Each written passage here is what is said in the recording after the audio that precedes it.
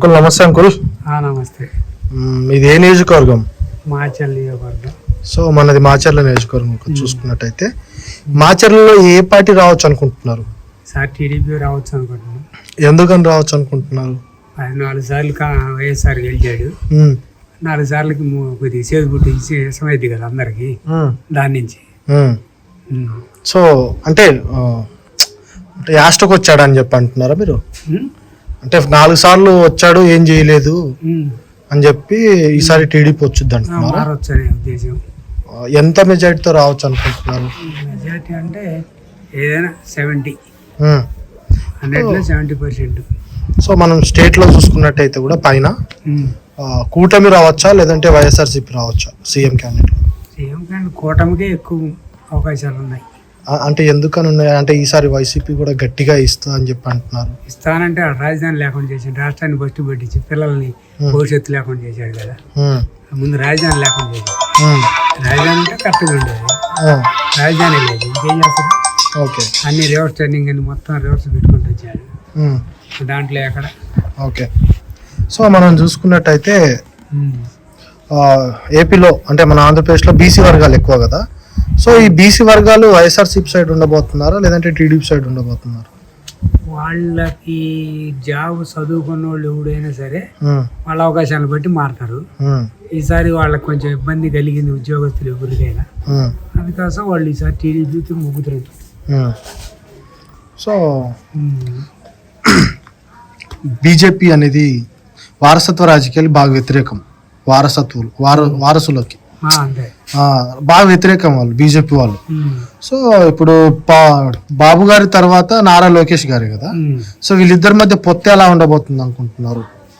బీజేపీకి టీడీపీకి బీజేపీకి అంతే ఉండదు, పైన కూడా అవకాశం ఉంటే రేపొద్దున అవకాశం ఉంటుంది అనే ఉద్దేశంతో పొత్తే. సరే, ఏమైనా ఉపయోగం ఉంటుంది అంటారా? ఉపయోగం అంటే ఇంకా అంతేం ఉండదు దానివల్ల. అది లేకపోయినా ఒకటే ఉన్నా ఒకటే. కాకపోతే ఏంటంటే జగన్ మీద ఇది పడకుండా ఉండాలనే ఉద్దేశంతో పొత్తు. ఓకే, అంతే. మనం చూసుకున్నట్టయితే టీడీపీ కానీ వస్తే టీడీపీ రాజధానిలో ఎన్ని ఉంచవచ్చు? ఒకటే ఉంచవచ్చా లేదంటే? ఒకటే చెప్తున్నాడు ఆల్రెడీ. వాడు అమరావతి రెండో దాన్ని ఎందుకు ఇస్తున్నాడు? అంత భూములు తీసుకొని ఫ్రీగా వాళ్ళకి ముందు అన్యాయం చేస్తారు ఏరే రాజధాని పెట్టి. అసలు వాళ్ళు భూములు స్వచ్ఛందంగా ఇస్తే వాళ్ళ 5 సంవత్సరాలు ఏడిపించి వదిలిపెడతారు జగన్ కోర్టుల చుట్టూ తిప్పి. వాళ్ళు 33 ఊళ్ళోళ్ళు 5 సంవత్సరాల నుంచి చాలా ఇబ్బంది పడుతున్నారు. వాళ్ళ బాధలు చూస్తే అసలు ఎట్లా ఉంటుంది, వర్ణాతీతంగా ఉంటుంది. ఇలా కౌళ్ళు ఇవ్వకుండా వాళ్ళు ఇచ్చేసి ప్రతి ఒక్కటే రివర్స్ ట్రైనింగ్ అనుకుంటూ పోయాడు. పోలవరం పోయింది, రాజధాని పోయింది, ఇంకేడా రాష్ట్రంలో సగం బస్టు పెట్టింది. సో ఈరోజు ఎట్టి పరిస్థితుల్లోనూ ఈసారి ఎట్టి పరిస్థితుల్లో వైఎస్ఆర్సీపీ రాదు, టీడీపీ వస్తుంది. రావడానికి అవకాశాలు లేవు, తక్కువ ఉన్నాయి. ఎందుకంటే అందులో అదేదో సంపాదించుకునేవాడు సంపాదించుకుంటాడు అంతే, వేరే వాళ్ళకి అవకాశం లేదు.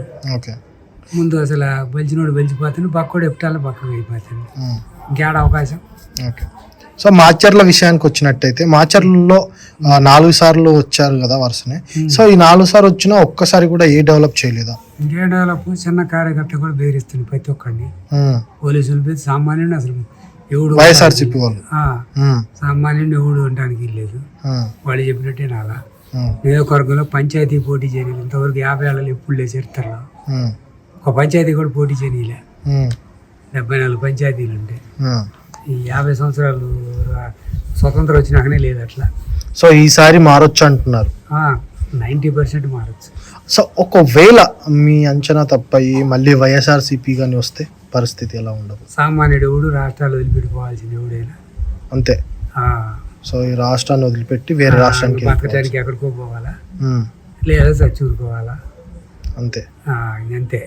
ఏం సామాన్యుని కూడా రైతుని కూడా లక్ష సంపాదించుకుంటే వాడు 10,000 ఇస్తావు అయ్యి అంటారు నిర్మోహాటంగా. ఊరికి తిరిగి వాడాలి, డబ్బులు అడుగుతాడు, ఇవ్వకపోతే వాడి మీద పడతాడు.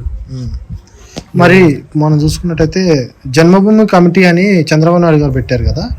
సో జన్మభూమి కమిటీ బాగా వర్క్ చేశారా, అంటే పని చేశారా, లేదంటే జగన్ గారు పెట్టారు కదా వాలంటీర్లు, వాళ్ళు బాగా పని చేశారా?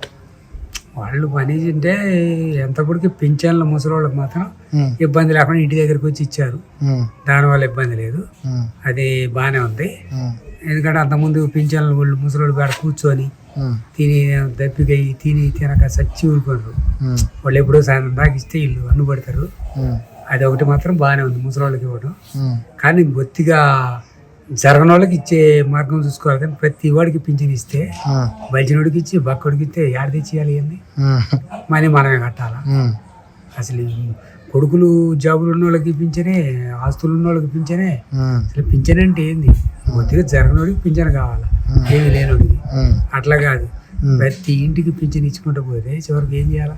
ఉమ్, ఇవన్నీ ఎవడు కట్టాలా? ఉమ్. ప్రతి ఒక్కడు కట్టడమేగా. సో ప్రజల మీదనే మళ్ళీ మళ్ళీ వాళ్ళ మీద వాళ్ళు ఉమ్, ఏముంది ఆడ? ఓకే. ఆ, కానీ మనం చూసుకున్నట్టయితే రాజధాని అనేది అంటున్నారు కదా, డెవలప్ చేసి ఇచ్చారంటున్నారు కదా. సో అక్కడ కూడా ఇచ్చుండొచ్చు కదా, అంటే అక్కడ అంత డెవలప్ చేస్తున్నారంటే అక్కడ భూములు ఉండి చేస్తున్నారా? అక్కడ ఎవరైనా ప్రజలు ఇచ్చుండొచ్చు కదా, వైజాగ్ కానీ ఎక్కడ ఇవ్వలేదుగా. అక్కడ ఎక్కడే ఇవ్వలేదు, ఓన్లీ అమరావతిలో ఇచ్చారంట. అమరావతిలో 3,000 ఎకరం 33,000 ఎకరాలు ఇచ్చారు. ఉమ్, అక్కడ ఎవడు ఇచ్చాడు? వైజాగ్ రాజధాని ఆడు రుచుకోవడానికి గుట్టి పడేశారు. ఉమ్, మళ్ళీ గొడవలు చేస్తే దాన్ని ఆపారు. అట్లా ఓకే. ఇంకేడ నీకు?